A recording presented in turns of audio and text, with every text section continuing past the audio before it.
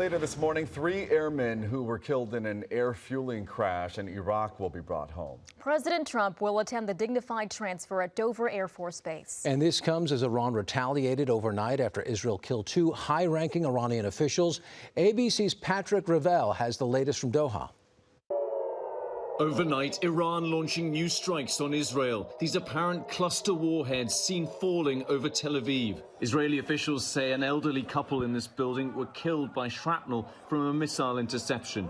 In Iraq, flames also rising after the U.S. embassy compound in Baghdad again came under attack. Hours after an earlier wave of drones, air defense here seen shooting one down.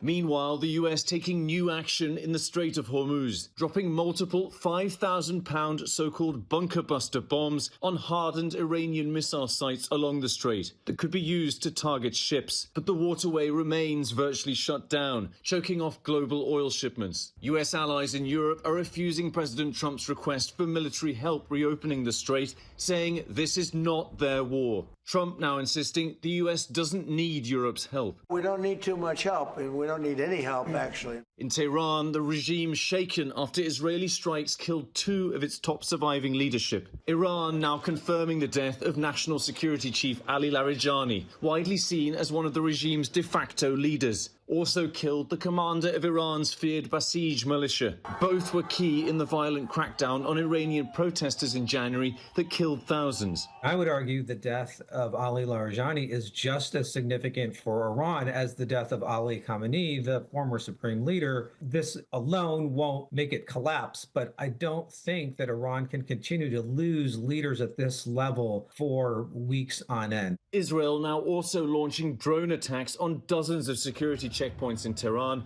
seeking to further weaken the regime inside the country.